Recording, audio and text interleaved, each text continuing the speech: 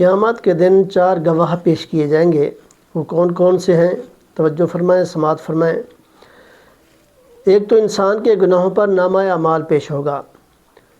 قرآن کے اندر فرمایا گیا وَوُضِعَ الْكِتَابُ فَتَرَى الْمُجْرِمِينَ مُشْفِقِينَ مِمَّا فِيهِ، جب کتاب پیش ہوگی تو مجرم لوگ اس میں اپنے کرتوتوں کو دیکھیں گے تو ڈریں اور کانپیں گے، اور زبان سے بھی کہہ دیں گے وَيَقُولُونَ يَا وَيْلَتَنَا مَا لِهَذَا الْكِتَابِ لَا يُغَادِرُ صَغِيرَةً وَلَا كَبِيرَةً إِلَّا أَحْصَاهَا، کوئی چھوٹا کوئی بڑا عمل ایسا نہیں جو اس میں درج نہ کر دیا گیا ہو۔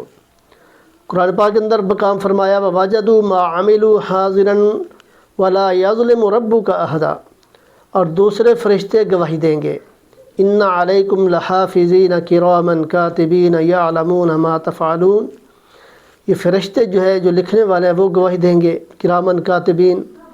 اور تیسرا جسم کے اعضاء گواہی دیں گے، جس نے ہاتھوں نے، پیروں نے، زبان نے، آنکھ نے، یہ گواہی دیں گے کہ اس نے یہ گناہ کیا ہے۔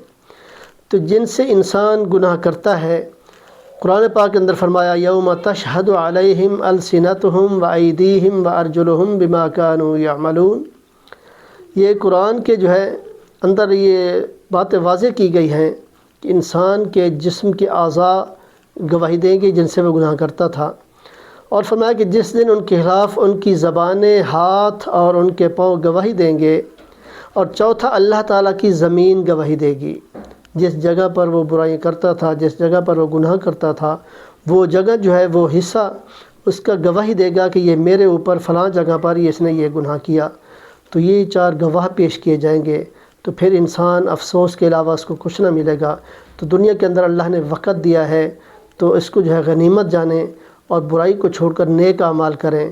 تو دعا ہے اللہ تعالیٰ ہم سب کو عمل کی توفیق عطا فرمائے۔